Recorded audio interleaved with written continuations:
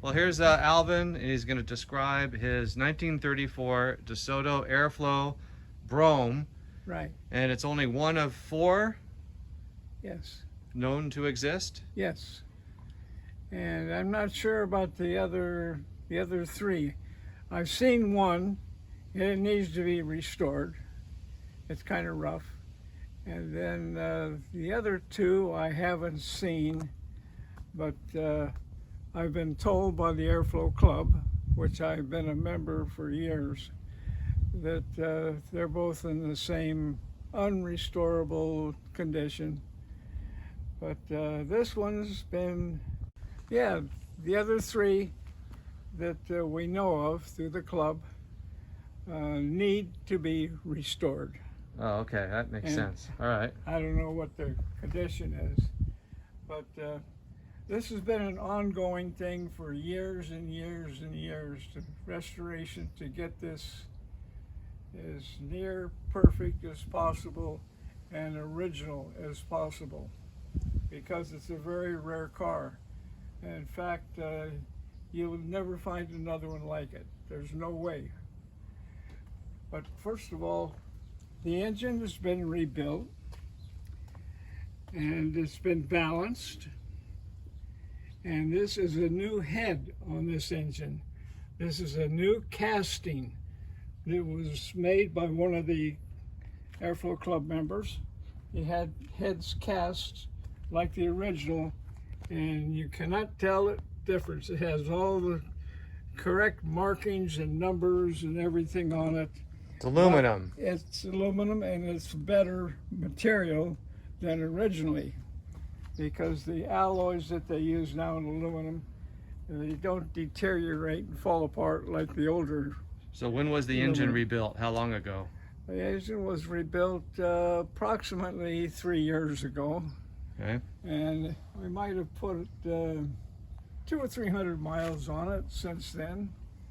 And the other one thing that is unusual, this car has 4-wheel hydraulic brakes that are power assisted and vacuum assisted. And the vacuum unit is down here. It's hard to see, but it's down there. Yeah, difficult And to see. the other thing that they did to this car, originally they have a 4-bladed fan, and it's very heavy, made out of steel, cast iron, I think, extremely heavy. So I replaced that with a 6-bladed fan and got a little bit closer by making a plate, a spacer, so it's very close to the radiator, only probably less than ½ inch from the radiator. So that's a big plus for cooling, and which it doesn't overheat. It runs right where it should run. And the other thing we did underneath the hood, I had a friend of mine who does a lot of custom work. He fabricated a piece across here because the hood normally is very wobbly, and this stiffens it up quite a bit. It looks original. Big plus. That piece across there is not original. It looks original. But it fits, you know, and that it looks like it's original. That's the main thing. So what size is the engine? The engine is well, it's 100 horsepower, and it's trying to think now, 300, no. Like a 3-liter? No, it's a little bigger than that. All I've right. forgotten offhand what the exact cubic inches is on it. All right, and the single downdraft carburetor. Yeah, single downdraft. What make is that? I think it's a Carter, if I remember right. All right, so this is the original air filter box, Right? and the fill up the coolant there. No pressure, right? No pressure on that. Zero pressure on the coolant. Here, let's. That's kind of an overflow tank there. Don't have to worry about this blowing up on you. No. So there you go. So the engine was rebuilt, runs nice and smooth. What about the transmission? And the radiator also was, not rebuilt, but cleaned out. So the cooling system is very good. Another interesting thing, the headlights, they're different. They're not the same. The left and right are not interchangeable because the prisms inside the glass are different. There, can you see it says left right there? Yeah. Hard to tell. And then right. Okay. But Chrysler always had a different way of doing things. And for instance, you don't see it, but the lug nuts that hold the wheels on are left and right hand thread.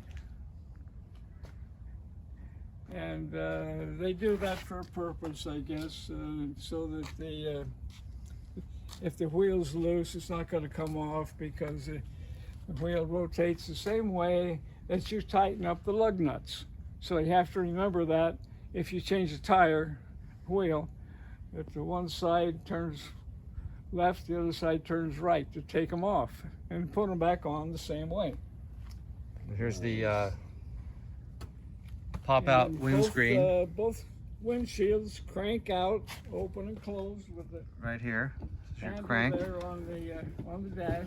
Open and close like this. Those get fresh air in the cabin. Also, it has two cowl vents. So these vents here open and shut with there's a lever underneath there. Here, we'll show you that. It's right that. here.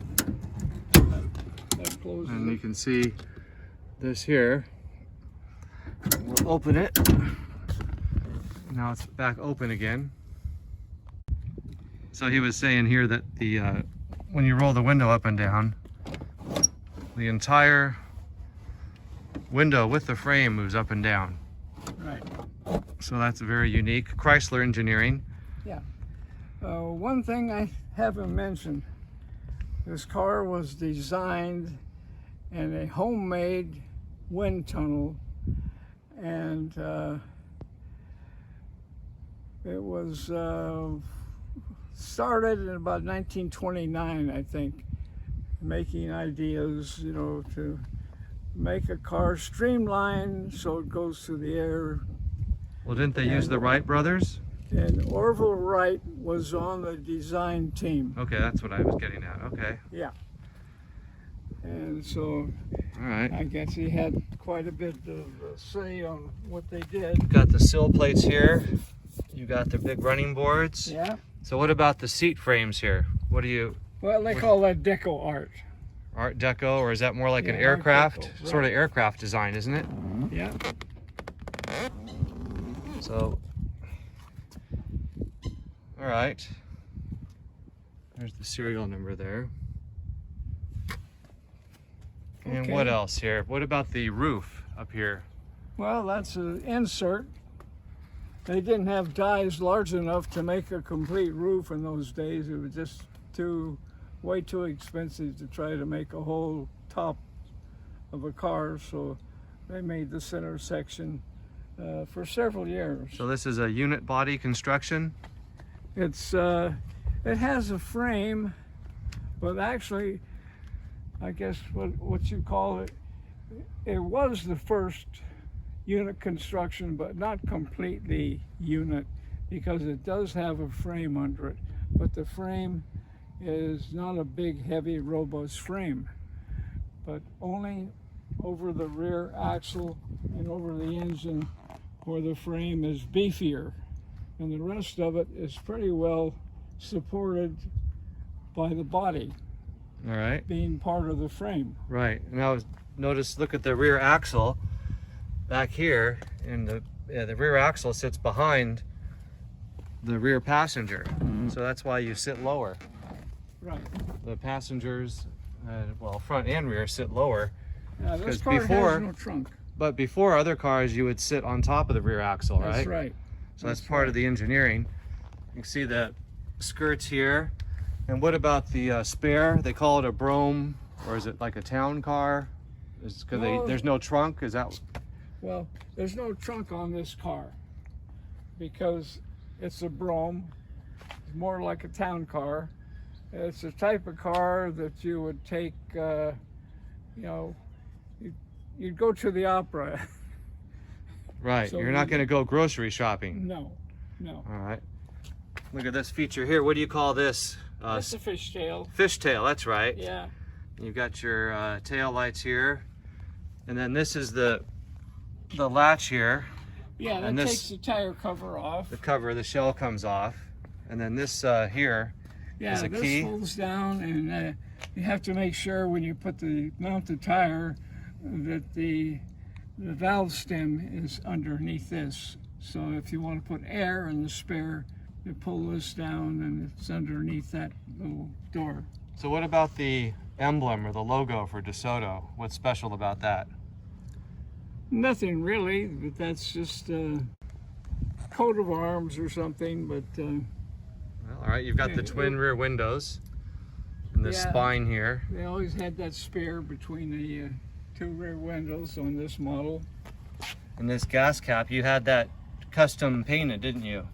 Yeah, I had a guy that Yeah, does, touched up. Yeah, but they were that way originally. Right, right.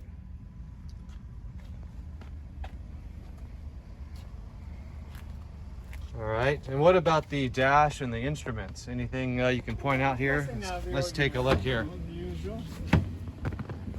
Let's take a look. So here we've got throttle. Here's your choke, and this is the freewheeling. Yeah.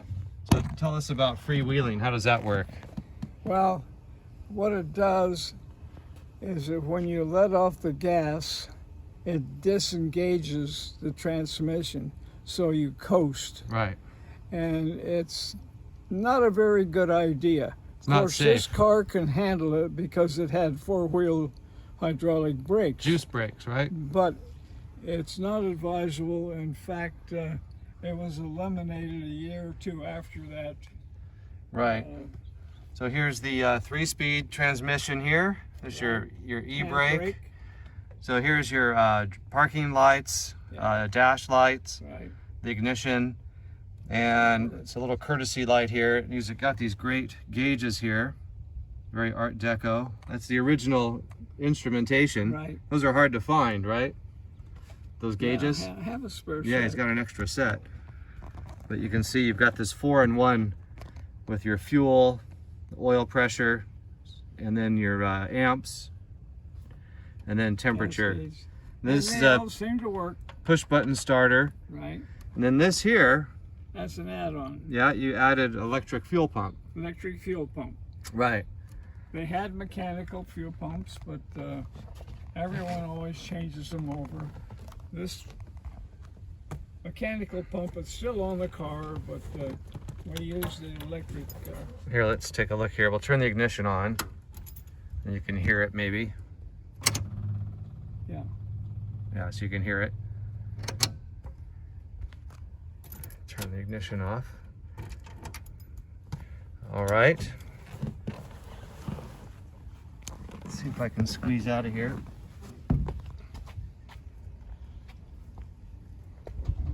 And then the exposed hinges, that's how they were.